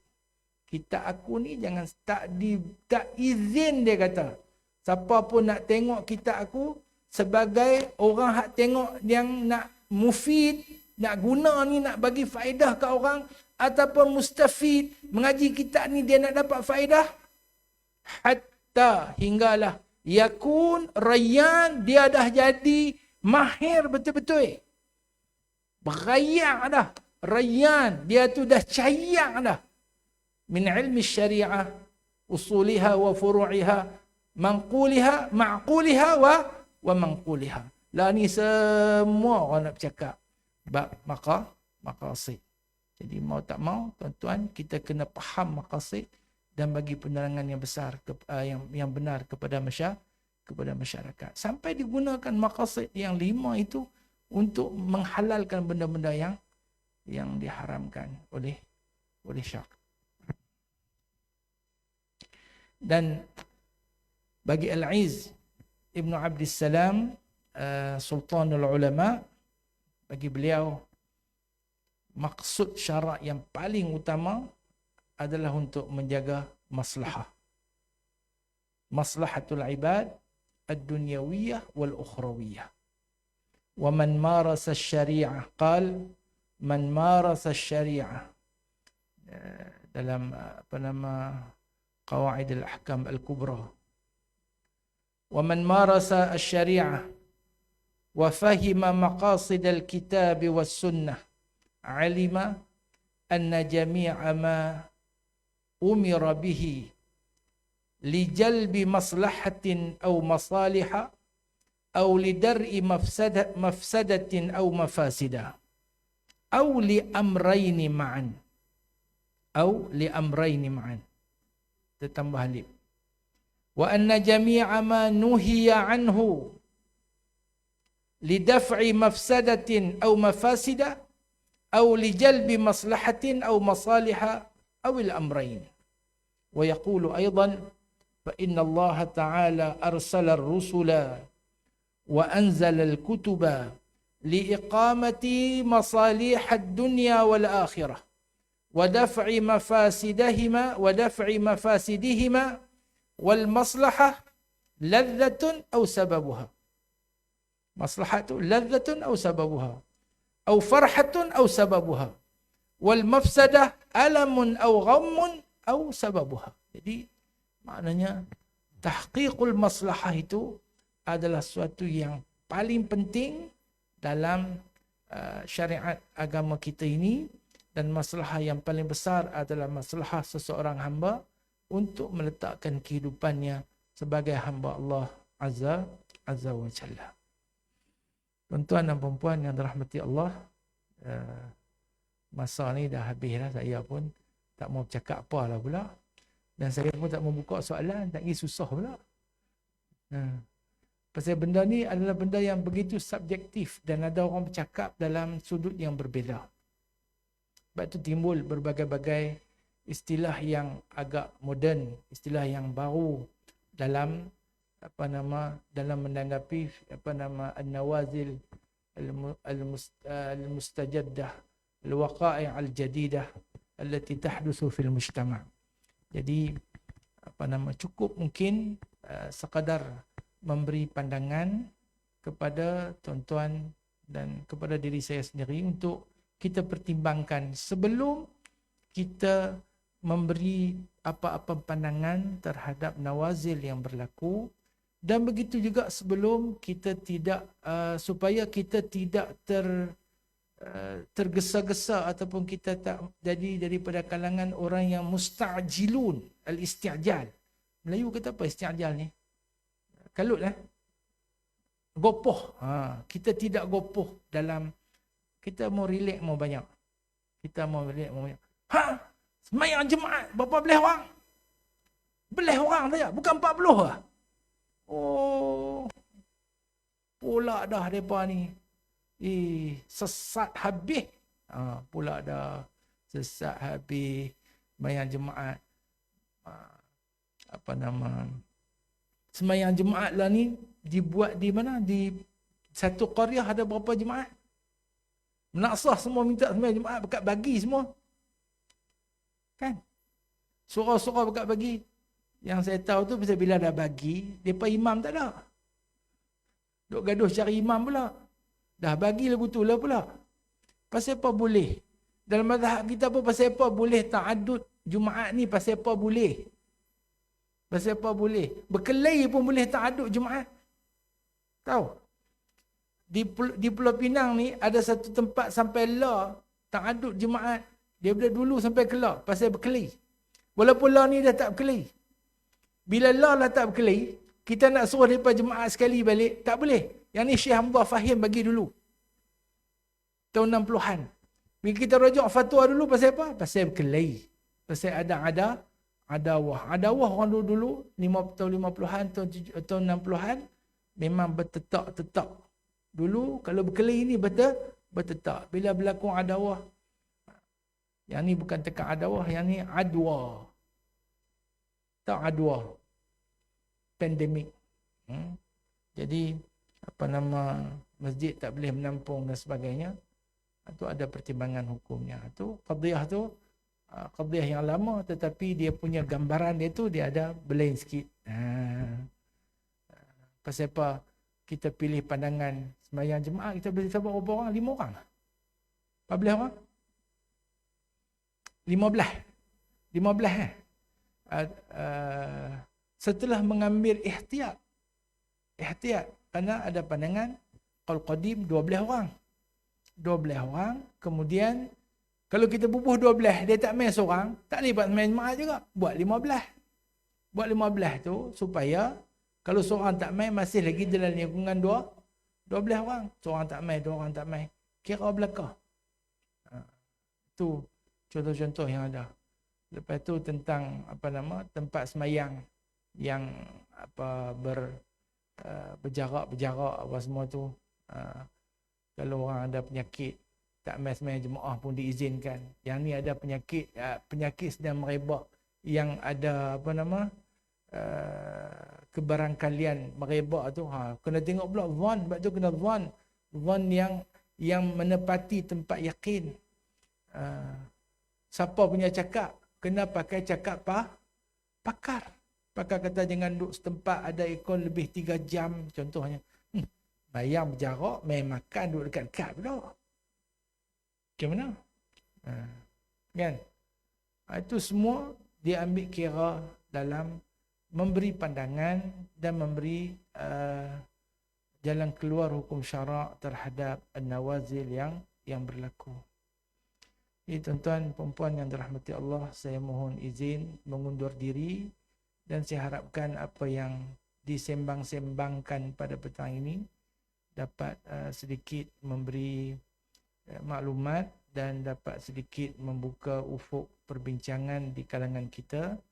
Dan kalau ada salah dan silap, saya mohon ampun daripada Allah Azza wa Jalla dan mohon maaf daripada tuan-tuan dan perempuan, dan saya terbuka untuk menerima perbincangan anytime, bila-bila masa. Tuan-tuan pun tahu nombor telefon saya, boleh telefon, boleh jumpa dan insya-Allah. Sekian, a'udzubillahi minasyaitonirrajim. Bismillahirrahmanirrahim. Alhamdulillahi rabbil alamin wassalatu wassalamu ala sayyidina Muhammadin wa ala alihi wa sahbihi ajma'in. Allahumma ighfir lana ma qaddamna wa ma akharna wa ma a'lanna wa ma asrarna wa ma asrafna wa ma ta'ammadna wa ma akhta'na wa ma anta a'lamu bihi minna antal muqaddim wa antal muakhir la ilaha illa anta subhanaka inna kunna minadh dhalimin biniyatil qabuli wat taufiq على روح رسول الله صلى الله عليه وسلم. الفاتحة.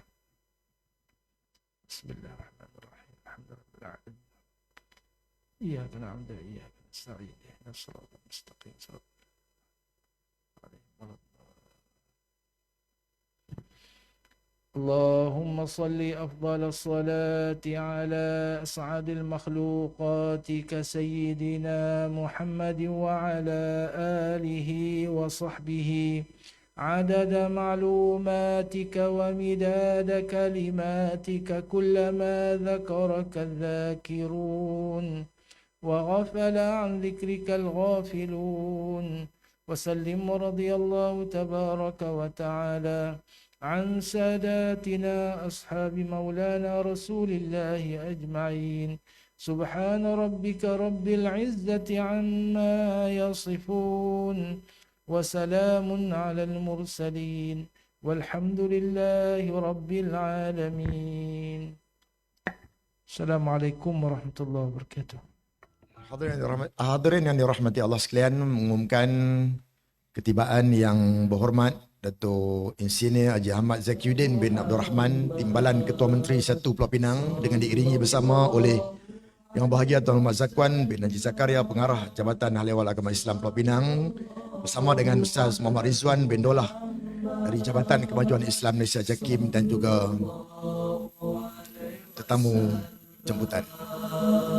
طلع البدر علينا من ثنيات الوداع وجب الشكر علينا ودعا لله داعي صلى الله على Okey, silakan duduk semua.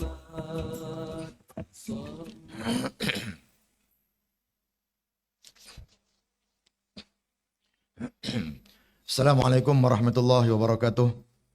Yang berhormat Datuk Insinyur Haji Ahmad Zakiuddin bin Abdul Rahman, Timbalan Ketua Menteri 1 Pulau Pinang, merangkap Yang di-Pertua Majlis Agama Islam Negeri Pulau Pinang, Yang Bahagia Tuan Muhammad Zakwan bin Haji Zakaria, Pengarah Jabatan Hal Ehwal Agama Islam Pulau Pinang, Yang Berusaha Ustaz Muhammad Rizwan bin Dolah dari Cawangan Pengurusan Masjid, mewakili Pengarah Bahagian Dakwah Jabatan Kemajuan Islam Malaysia JAKIM, Ustaz Haji Muhammad Imran bin Ibrahim, Pegawai Takmir Jabatan Agama Islam Negeri Perak Darul Ridwan, Ustaz Ahmad Zaki bin Baharudin, Pegawai Takmir Jabatan Hal Ehwal Agama Islam Negeri Kedah Darul Aman, Ustaz Azri bin Junaidi, Pegawai Takmir Jabatan Hal Ehwal Agama Islam Negeri Perlis, khususnya semua Ketua Penuh Pengarah Jabatan Hal Ehwal Agama Islam Pulau Pinang dan semua pegawai tadbir agama daerah, Imam-imam utama Masjid Daerah Ashabul Fadilah, Tuan Haji Rusli bin Osman selaku penceramah undangan pada hari ini yang merupakan ahli jawatan kuasa fatwa negeri Pulau Pinang, Ashabul Fadilah, tuan-tuan guru, ustaz-ustaz para ustazah yang terdiri dari guru takmir Masjid dan Surau Negeri Pulau Pinang, khususnya tuan-tuan dan puan-puan hadirin hadirat, muslim-muslimat yang dirahmati Allah sekalian. Khususnya bagi sama-sama kita memberkati majlis pada petang ini, mari sama-sama kita membuka majlis dengan bacaan umul kitab Al-Fatihah. A'udzubillahi minasyaitonirrajim. Bismillahirrahmanirrahim. Alhamdulillahirabbil alamin. Arrahmanirrahim. Maliki yaumiddin. Iyyaka na'budu wa iyyaka nasta'in. Ihdinas siratal mustaqim. Siratal ladzina an'amta 'alaihim ghairil maghdubi 'alaihim waladdallin. Shadaqallahul azim. Yang Muhammad Datuk, yang bahagia Datuk, tuan-tuan dan puan-puan yang dirahmati Allah sekalian, acara program pada petang ini diteruskan. Jadi mari sama-sama kita memberi tumpuan bagi acara kemuncak program pada hari ini. Jadi untuk itu pihak majlis ingin menjemput dan mempersilakan terus yang berhormat Datuk Insinyur Haji Ahmad Zakiuddin bin Abdul Rahman, Timbalan Ketua Menteri Satu Pulau Pinang merangkap yang dipertua Majlis Agama Islam Negeri Pulau Pinang untuk tampil bagi menyampaikan ucapan dan khususnya merasmikan program ijtima' dan iftar jama'i guru takmir Masjid dan Surau peringkat Negeri Pulau Pinang tahun 2021 yang dianjurkan oleh Jabatan Hal Ehwal Agama Islam Pulau Pinang. Dengan segala hormatnya dipersilakan.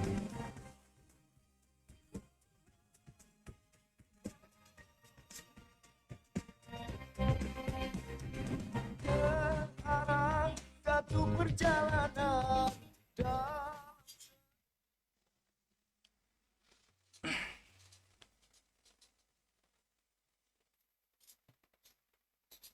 Assalamualaikum warahmatullahi wabarakatuh.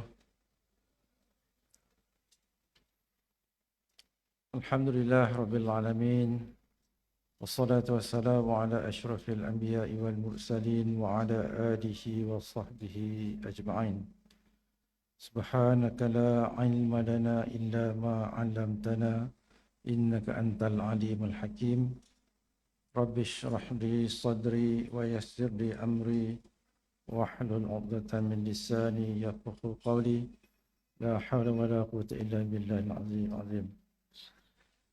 Yang Besar Tuan Muhammad Zakwan bin Haji Zakaria, Pengarah Jabatan Hal Ehwal Agama Islam Negeri Pulau Pinang, Yang Besar Ustaz Muhammad Ridwan bin Lolah, Cawangan Pengurusan Masjid mewakili Pengarah Bahagian Dakwah Jabatan Kemajuan Islam Malaysia JAKIM, Ustaz Haji Muhammad Imran Ibrahim. Mana dia tu? Oh, insyaAllah. Tengok nama Perak tadi, tapi tengok ni bahasa macam nak kenal.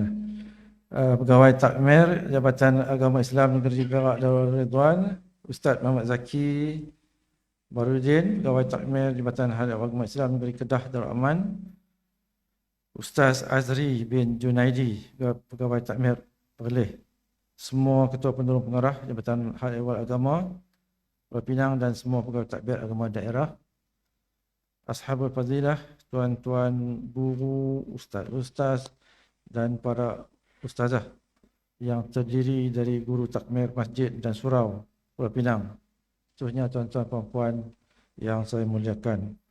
Alhamdulillah, syukur kita kepada Allah Subhanahu Wa Taala pada petang yang bahagia ini dapat kita bersama-sama di dalam program ijtima' iftar jama'i guru-guru takmir peringkat Negeri Pulau Pinang bagi tahun 2021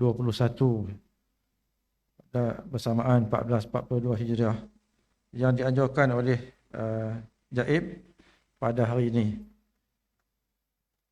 Saya terlebih dahulu saya mohon maaf kerana terlewat ada beberapa komitmen lah pada tengah hari tadi sampai lebih pukul 6 tadi baru habis daripada di zakat Pulau Pinang. Saya bergegas balik, jalan pun tak berapa nak ni sangat, jam merata jalan, jadi sampai kat sini lewat mungkin kan tuan-tuan tertunggu-tunggu dan saya. Jadi minta maaf lah kerana mungkin beberapa acara tu telah terpaksa atur semula ya. Jadi saya merakamkan ucapan terima kasih dan tahniah kepada Rustia, Jabatan Hal Ehwal Agama Islam kerana berjaya mengadakan program ini dan menjemput saya. Saya juga mengalung-alungkan kehadiran tuan-tuan, puan-puan semua ke program dan menyerikan lagi majlis ini. Saya difahamkan bahawa program ini melibatkan semua guru-guru takmir di Pulau Pinang sejumlah 212 orang. Saya percaya program ini dapat mengeratkan silaturahim antara kita, bertukar-tukar pandangan untuk kita menjalankan tugas tanggungjawab kita dengan lebih baik lagi insya-Allah. Jadi tuan-tuan guru takmir dalam memikul amanah menyampaikan dakwah hari ini semakin mencabar, macam-macam isu ditimbulkan, golongan yang tak puas hatilah terhadap Islam, bukan saja golongan liberal barat memesongkan akidah umat Islam, malah kan orang-orang biasa pun kadang selalu melahirkan ketidakpuasan hati mereka. Oleh itu adalah menjadi tanggungjawab guru-guru takmir untuk menjelas dan memberikan kefahaman yang betul menurut ahli sunnah wal jamaah kepada masyarakat agar pegangan mereka tidak terpesong.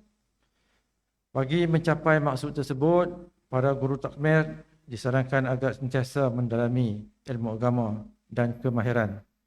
Selain mendalami ilmu seperti fiqh dan usul fiqh, semua alat seperti psikologi dan komunikasi juga wajar dipelajari.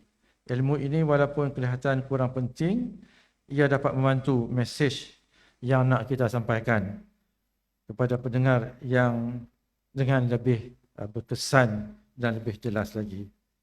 Sayyidina Ali radhiyallahu anhu pernah menyebut, berbicaralah pada manusia dengan apa yang mereka fahami. Mahukah kamu mereka mengatakan perkara dusta kepada Allah dan Rasulnya? Tuan-tuan puan-puan, kerajaan negeri melalui Jabatan Hal Ehwal Agama Pulau Pinang dalam usaha memartabatkan umat Islam dengan gagasan Khairul Ummah, satu program yang menyokong visi Penang 2030, membangun negeri Pulau Pinang menjadikan negeri yang pintar, maju, akan berusaha memperkasakan ilmu dan kemahiran guru takmir melalui penganjuran bengkel-bengkel, seminar-seminar dan lain-lain lagi lah, sama ada di peringkat daerah maupun di peringkat negeri. Semoga apa yang telah dibentangkan hari ini oleh Ustaz kita, Ustaz Rosli, Ahli Jawatankuasa Fatwa Negeri Pulau Pinang, berhubung perubahan dan pandangan hukum dalam situasi pandemik COVID-19 ni, akan dapat membantu dan menjadi panduan utama kepada kita semua menjelaskan kepada masyarakat mengenai persoalan yang perlu dirongkaikan oleh guru takmir apabila timbul kekeliruan dalam pelbagai hukum dari semasa ke semasa. Saya juga ingin merakamkan penghargaan terima kasih kepada JAKIM, Jabatan Kemajuan Islam Malaysia, yang telah menyediakan jutaan ringgit membiayai allowance hati bulanan, dan daripada RM800 sekarang ni dinaikkan kepada RM900 mulai bulan Januari 2021 ini.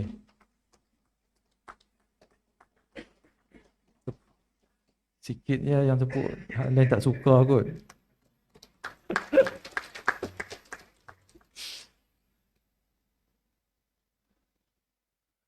Untuk mencukupkan bilangan kelas mengajar takmir sebanyak 9 kali sebulan dan juga bantuan one off sebanyak RM500 kepada semua guru takmir lantikan Jaib tahun 2020 yang telah dibayar pada bulan Mac 2021 yang lalu seperti yang dinyatakan oleh pengarah Jaib.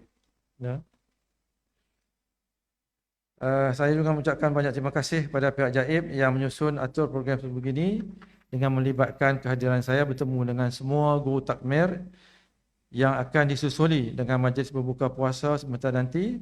Semoga kita semua akan mendapat rahmat dan keredaan serta keampunan dari Allah Subhanahu Wa Taala dengan satu pertemuan yang sangat bermakna sekali pada hari ini dalam bulan Ramadan yang dinantikan oleh segenap umat seluruh dunia, apatah lagi dengan kemuliaan yang disediakan khas oleh Allah Subhanahu Wa Taala pada bulan ini, iaitu keistimewaan turunnya Al-Quran dan keistimewaan Lailatul Qadar yang perlu dicari pada malam 1 hingga malam 30 Ramadan. Tuan-tuan, puan-puan yang dimuliakan sekalian, saya selaku yang di-Ketua Majlis Agama Islam Negeri Pulau Pinang yang bertanggungjawab kepada Bawah Duli Yang Maha Mulia Seri Buka Baginda Yang Teragung akan memastikan kebajikan guru-guru takmir di Negeri Pulau Pinang akan sentiasa terbela. Di samping pelbagai inisiatif yang disediakan oleh pihak JAKIM sendiri, pihak Majlis Agama Islam Pulau Pinang seperti biasa terus membiayai program dan kursus guru takmir sepanjang tahun, termasuk memberi sagu hati pada bulan Ramadan bagi sambutan Aidilfitri dan pemberian elan mengajar bulan Disember dengan kadar sama yang dibayar oleh JAKIM tahun 2021 ini, iaitu sebanyak RM900 seorang, ketika JAKIM tidak menyediakan bayaran pada bulan tersebut berikutan penutupan akaun bulan Disember. Termasuk MAIB akan meneruskan pemberian sagu hati one off seperti tahun 2020 yang lepas dari peruntukan yang akan disediakan oleh pihak Zakat Negeri Pulau Pinang. Pihak saya difahamkan Pulau Pinang sentiasa menjadi pusat atau center dalam apa jua program takmir JAKIM di peringkat zon utara ini dengan melibatkan takmir 4 negeri, iaitu Pulau Pinang, Perak, Kedah dan Perlis. Seperti kejayaan Pulau Pinang menghostkan konvensyen guru takmir peringkat zon utara tahun 2020 yang lepas, yang telah dirasmikan oleh Yang Berhormat Datuk Dr. Zulkifli bin Muhammad Al-Bakri, Menteri di Jabatan Perdana Menteri pada bulan Ogos 2020 yang lalu. Menteri kita duduk mana lah, duduk Mekah kot no? Yang mana pada ketika ini semua exco agama 4 negeri zon utara hadir ke Pulau Pinang bagi meraihkan konvensyen guru takmir peringkat zon utara bersama Yang Berhormat Menteri di Jabatan Perdana Menteri.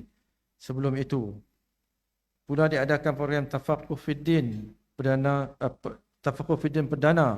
Guru Takmir peringkat zon utara, juga diadakan di Pulau Pinang yang dirasmikan oleh Yang Berhormat Datuk Seri Dr. Mujahid bin Yusof Rawal, Menteri di Jabatan Perdana Menteri ketika itu. Semuanya merupakan satu kejayaan dan kebanggaan besar untuk Pulau Pinang kerana pihak JAIB mampu mengurus dan menjayakan program JAKIM dengan sebaiknya ketika Pulau Pinang menjadi tuan rumah bagi menjayakan program yang tersebut dengan bantuan dan kerjasama Majlis Agama Islam Negeri Pulau Pinang. Sekali lagi saya mengucapkan tahniah dan syabas kepada semua guru takmir yang telah memberi komitmen dalam menjalankan tugas dengan penuh berwibawa bagi tujuan menaikkan imej dan nama baik MAIB, Majlis Agama Islam Pulau Pinang, JAIB, Jabatan Hal Ehwal Agama Islam Pulau Pinang, dan JAKIM, Jabatan Kemajuan Islam Malaysia, dalam menyebar maklumat yang tepat selari dengan hukum yang diputuskan di peringkat fatwa negeri dan fatwa kebangsaan untuk diamalkan.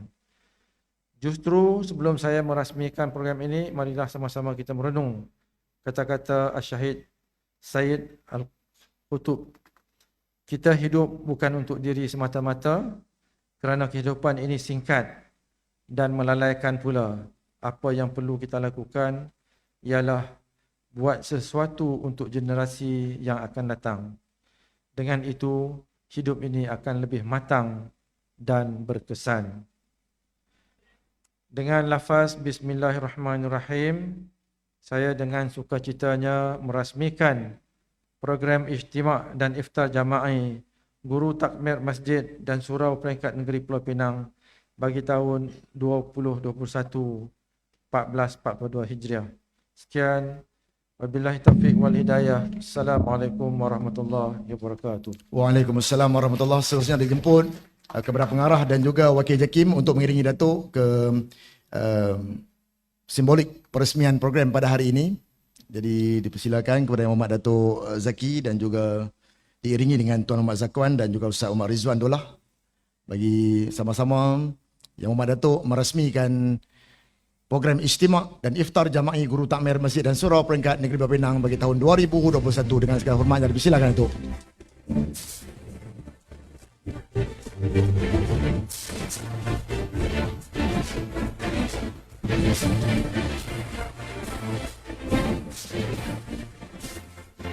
Seterusnya Yang Mohd Datuk dipersilakan untuk acara penyampaian cenderamata kepada Wakil Guru Takmir 6 daerah pada hari ini. Dipersilakan Wakil Guru Takmir bagi daerah Timur Laut.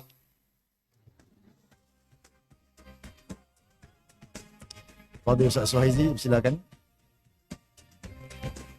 untuk menerima sijil penyertaan dan juga cenderamata Guru Takmir.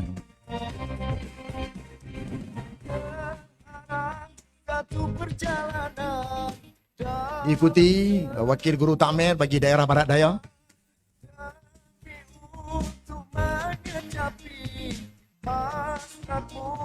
Di dalam hati usaha dengan doa rasanya akan tiba.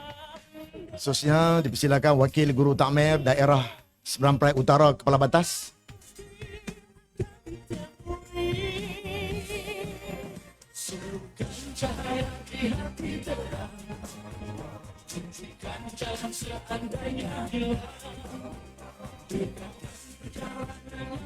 Diikuti Wakil Guru Takmir bagi daerah Seberang Perai Utara Batawas.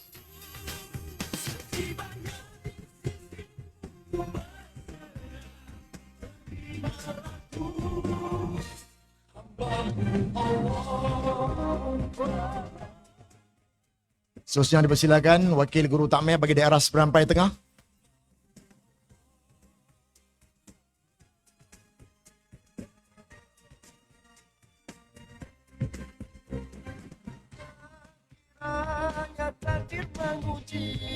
Dan dipersilakan Wakil Guru Takmir bagi daerah Seberang Perai Selatan.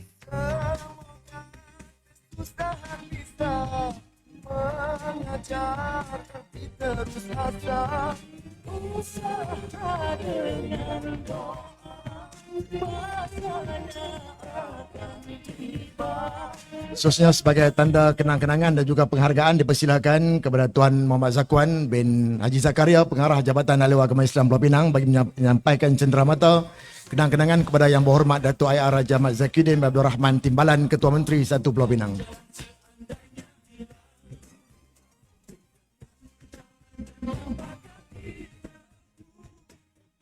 Majlis mengucapkan ribuan terima kasih.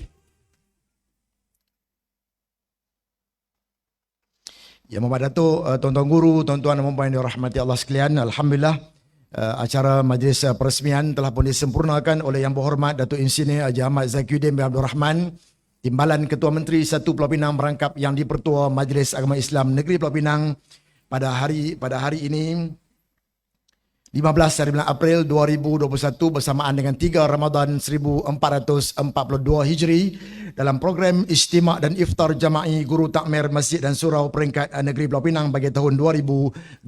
Bagi pihak jawatankuasa penganjur mengucapkan ribuan terima kasih kepada Yang Berhormat Datuk di atas kesudian Yang Berhormat Datuk hadir untuk merasmikan program istimak yang diadakan pada hari ini. Juga ucapan terima kasih diberikan kepada Jabatan Kemajuan Islam Malaysia JAKIM yang dihadiri oleh Ustaz Muhammad Rizwan bin Dolah dari Cawangan Pengurusan Masjid Bahagian Dakwah Jabatan Kemajuan Islam Malaysia JAKIM yang hadir bersama-sama pada hari ini, yang bertanggungjawab mengurus hal ehwal takmir seluruh negara, yang hadir bersama-sama dengan semua tuan-tuan guru, Wakil Guru Takmir Negeri Pulau Pinang yang hadir pada hari ini. Mudah-mudahan Ustaz Ahmad Rizwan dapat membawa balik kepada JAKIM satu input yang baik di atas kehadiran semua Guru Takmir Negeri Pulau Pinang yang memberi komitmen penuh kepada JAKIM dan juga kepada apa jua program yang dianjurkan oleh pihak JAIB sepanjang masa. Dan juga ucapan terima kasih juga kepada Yang Berbahagia Tuan Muhammad Zakwan bin Haji Zakaria, Pengarah Jabatan Hal Ehwal Agama Islam Pulau Pinang, yang sudi hadir pada hari ini bersama bertemu dengan semua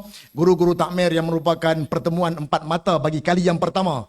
Tuan Muhammad Zakwan selaku Pengarah Jabatan Hal Ehwal Agama Islam Pulau Pinang bersama dengan semua tuan-tuan guru pada hari ini. Justru itu ucapan terima kasih kepada semua yang terlibat bagi menjayakan program pada hari ini. Jadi untuk itu pihak majlis ingin menjemput dan mempersilakan Yang Berbahagia Tuan Muhammad Zakwan bin Haji Zakaria bersama dengan Yang Berusaha Ustaz Umar Rizwan bin Dolah bagi mengiringi Yang Berhormat Datuk Insinyur Haji Ahmad Zakirin bin Abdul Rahman Timbalan Ketua Menteri 1 Pulau Pinang ke meja berbuka puasa pada hari ini. Untuk bersama-sama berbuka puasa kita pada hari ini adalah pada jam 7.27 malam. Dipersilakan Yang Muhammad Datuk dan kepada semua tuan-tuan guru yang telah pun berada di meja masing-masing boleh terus berada di sini sehingga azan maghrib ataupun waktu berbuka puasa pada hari ini 7.27 dan selepas daripada berbuka puasa tuan-tuan boleh bergerak ke kaunter makanan untuk mengambil juadah hidangan berbuka puasa. Dan jadi untuk sedikit masa yang ada sebelum majlis berbuka puasa pada hari ini, pihak majlis ingin menyebut dan mempersilakan Al-Fadhil Ustaz Haji Rosli bin Osman, Ahli Jawatankuasa Fatwa Negeri Pulau Pinang untuk memimpin bacaan tahlil ringkas dan juga bacaan doa berbuka puasa pada hari ini. Dipersilakan. Kau begitu.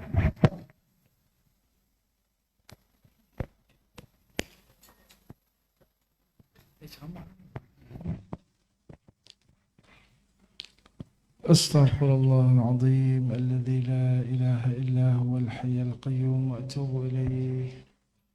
أستغفر الله العظيم الذي لا إله إلا هو الحي القيوم وأتوب إليه. أستغفر الله العظيم الذي لا إله إلا هو الحي القيوم وأتوب إليه.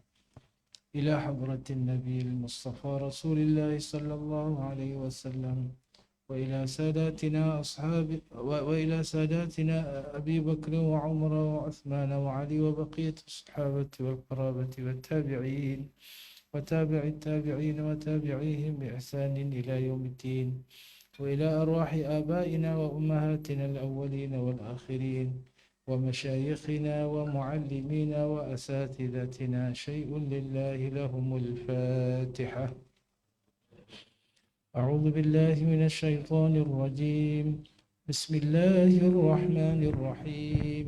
الحمد لله رب العالمين الرحمن الرحيم مالك يوم الدين إياك نعبد وإياك نستعين اهدنا الصراط المستقيم صراط الذين أنعمت عليهم غير المغضوب عليهم ولا الضالين آمين.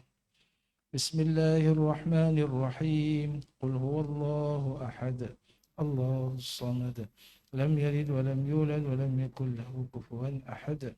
بسم الله الرحمن الرحيم. قل هو الله أحد الله الصمد لم يلد ولم يولد ولم يكن له كفوا أحد. بسم الله الرحمن الرحيم. قل هو الله أحد الله الصمد لم يلد ولم يولد ولم يكن له كفوا أحد. لا إله إلا الله والله أكبر. بسم الله الرحمن الرحيم. قل أعوذ برب الفلق من شر ما خلق ومن شر غاسق إذا وقب ومن شر النفاثات في العقد ومن شر حاسد إذا حسد. لا إله إلا الله والله أكبر. بسم الله الرحمن الرحيم. قل أعوذ برب الناس ملك الناس إله الناس من شر الوسواس الخناس الذي يوسوس في صدور الناس من الجنة والناس. لا إله إلا الله والله أكبر. أفضل الذكر فاعلم أنه لا إله إلا الله. لا إله إلا الله. لا إله إلا الله. لا إله إلا الله. لا إله إلا الله.